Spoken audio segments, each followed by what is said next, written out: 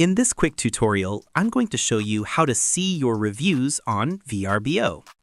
First, open the VRBO website or app and log into your account. Next, click your profile icon.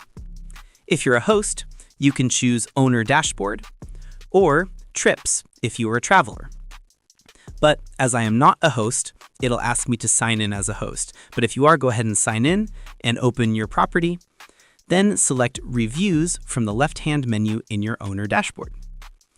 And if you are a traveler, click on My Profile option from the list.